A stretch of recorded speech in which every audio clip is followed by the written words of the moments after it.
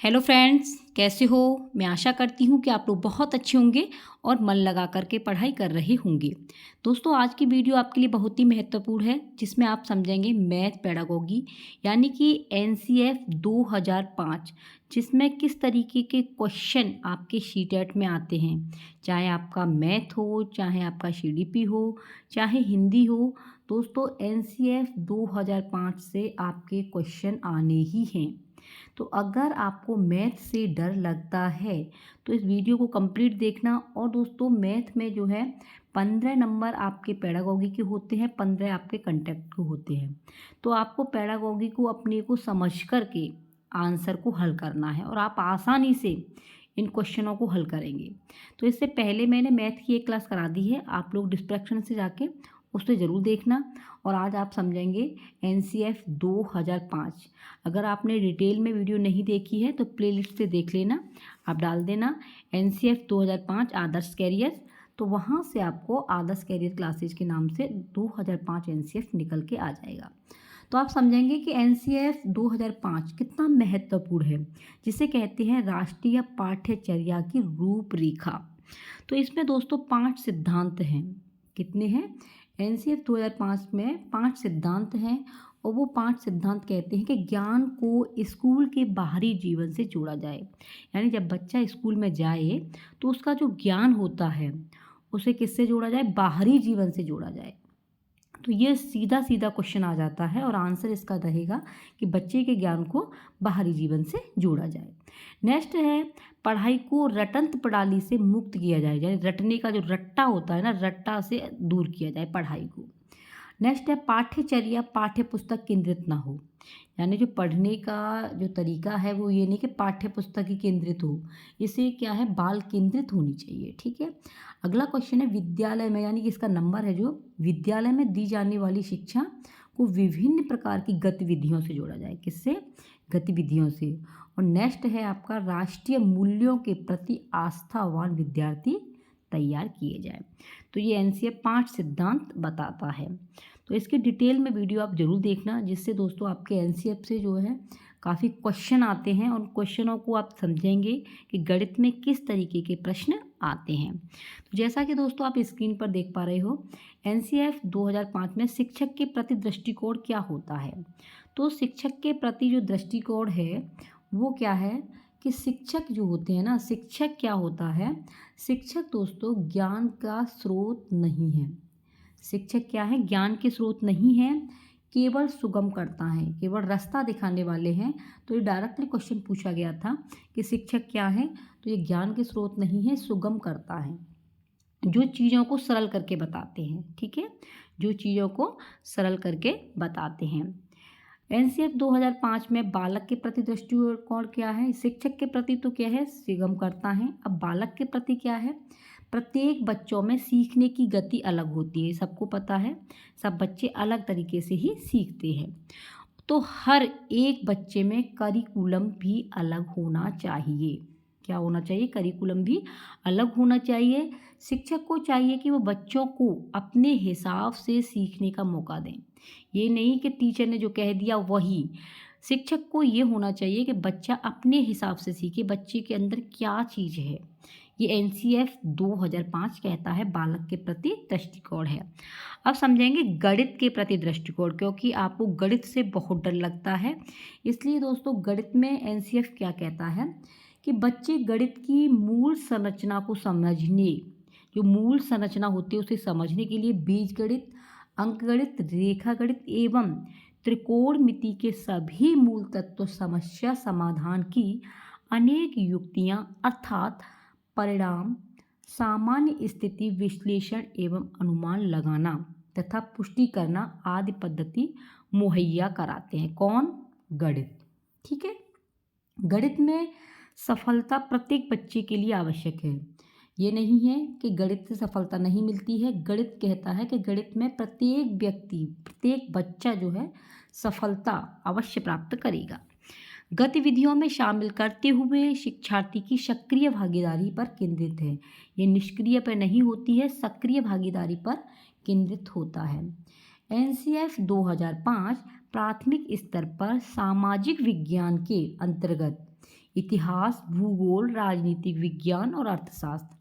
ये किसके अंदर आते हैं? सामाजिक विज्ञान के अंदर अगर पूछा जाता है क्वेश्चन तो इसके अंतर्गत आएंगे इतिहास, भूगोल, राजनीतिक विज्ञान और अर्थशास्त्र विषय शामिल है। किसके अंदर? सामाजिक विज्ञान के अंदर। तो ये भी आपके लिए महत्वपूर्ण है कि सामाजिक विज्ञान के अंदर कौन कौन सी विषय आती हैं, तो इतिहास, भूगोल, राजनीतिक विज्ञान और अर्थशास्त्र। एनसीएफ 2005 के अनुसार प्राथमिक कक्षा में गणित की प्रकृति, दोस्तों मोस्ट इंपॉर्टेंट है, गणित की प्रकृति एकीकृत होनी चाहिए। कैसी होनी चाहिए?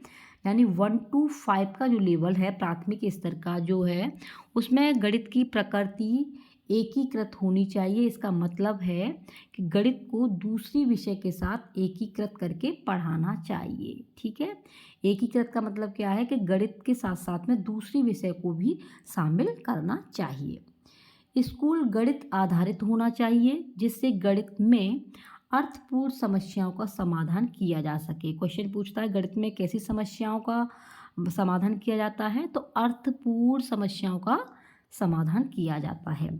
गणित अमूर्त संकल्पनाओं को समझने के लिए यह मूर्त अनुभव उपलब्ध कराता है। मोस्ट इम्पोर्टेंट चीज़ है कि गणित से अमूर्त जो संकल्पनाएं होती हैं उसे मूर्त अनुभव में उपलब्ध कराता है। आई होप फ्रेंड्स कि आपको ये बात समझ में आई होगी। देन आप इसके क्वेश्चनों को समझेंगे और देखो कितनी आसान क्वेश्चन आपके सीटेट में आते हैं गणित से रिलेटिव। ठीक है, पहला प्रश्न है कि निम्नलिखित कथनों में से कौन से गणित शिक्षण के उच्च उद्देश्यों के सूचक हैं? उच्च उद्देश्यों के सूचक पूछा है। तो देखिए, गणित शिक्षा को रोजगार योग्य ऐसे वयस्कों का निर्माण करना चाहिए जो सामाजिक और आर्थिक विकास में अपना योगदान दे सके। गणित शिक्षा बच्चे के आंतरिक साधनों जैसे अमूर्त चिंतन और तर्कसंगत निष्कर्षों को निकालने वाली होनी चाहिए।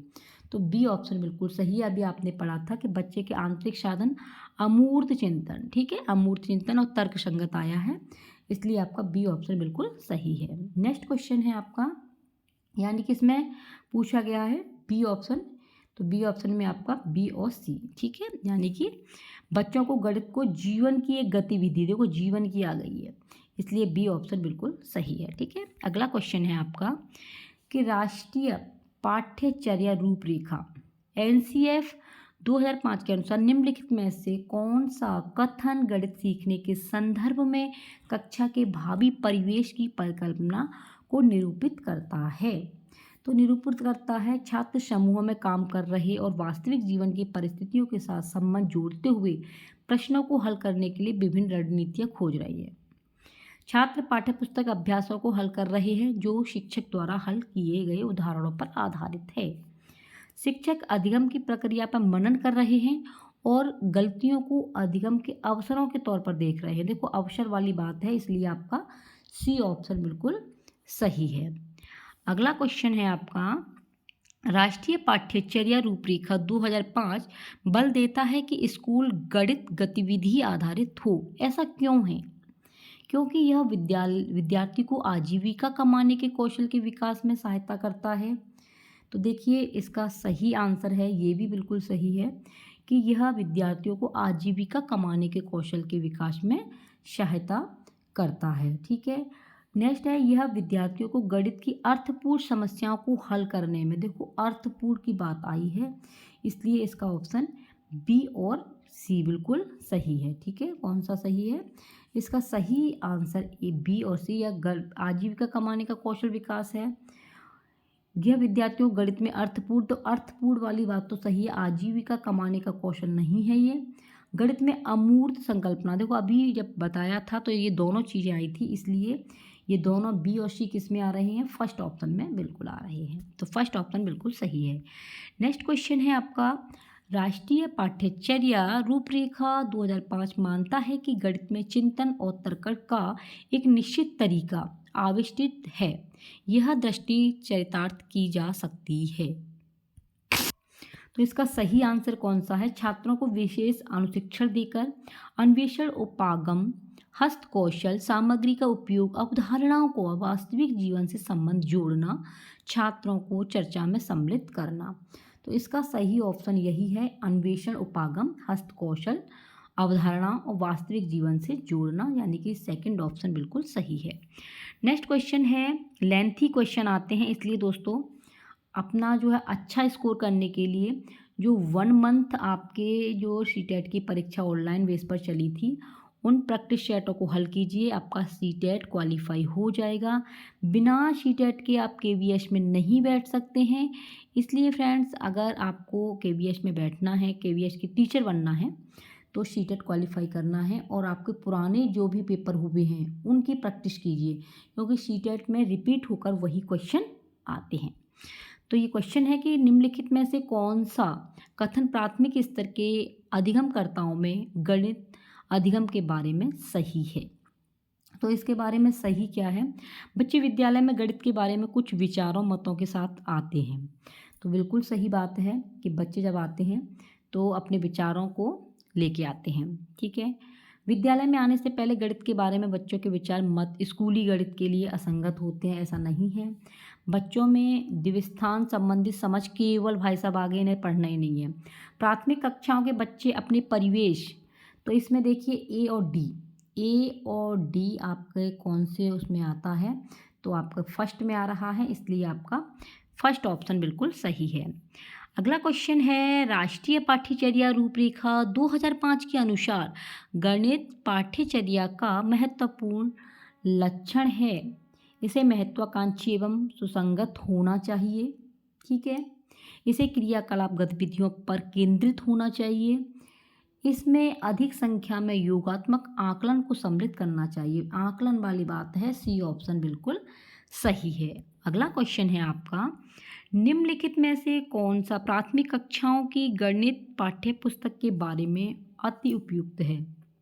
पाठ्य पुस्तक में दी गई समस्याओं के समाधानों को केवल विशेष युक्तियों ज्ञान तक सीमित होना चाहिए। तो सीमित होना चाहिए, देखो सीमित नहीं, जबकि आपका क्या असीमित होना चाहिए।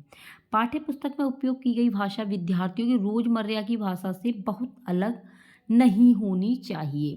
तो इसका सही ऑप्शन क्या जाएगा आपका दोस्तों, देखिए नहीं होनी चाहिए, बिल्कुल सही बात है ये।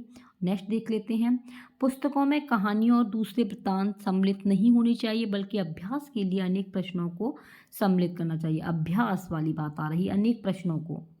तो इसका सही ऑप्शन कौन सा जाएगा, तो इसका सही ऑप्शन जो है दोस्तों वो है आपका सी, यानी कि ओनली बी।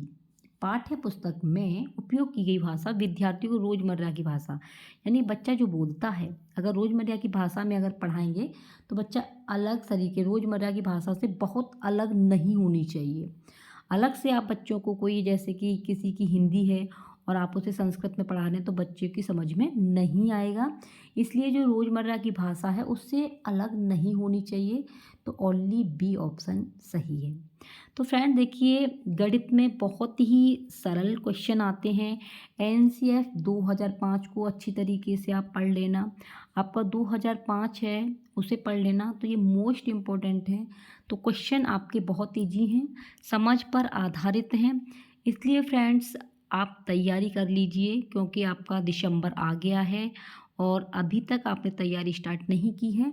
तो प्लेलिस्ट से जाना, सभी यानी सीडीपी की आपकी और आपकी देखो ईवीएस की सभी की उसमें वीडियो प्लेलिस्ट से बनी हुई हैं, आप वहाँ से सारे टॉपिकों को हल कर सकते हैं सिलेबस के अनुसार। तो फ्रेंड्स, चैनल पर अगर पहली बार विजिट कर रहे हो तो सब्सक्राइब जरूर कर लेना। आपका यूट्यूब चैनल है आदर्श कैरियर क्लासेस, और दोस्तों जो भी है आपका टेलीग्राम से जुड़ जाना। फेसबुक है आपकी, ये व्हाट्सअप नंबर है, अगर कोई प्रॉब्लम है तो आप इस व्हाट्सअप नंबर पर अपनी कमेंट कर सकते हैं, ठीक है।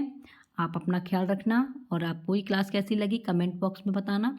जितना हो अपने सभी दोस्तों को शेयर करना। मिलते हैं नेक्स्ट वीडियो में नेक्स्ट टॉपिक के साथ में। Take care, bye bye.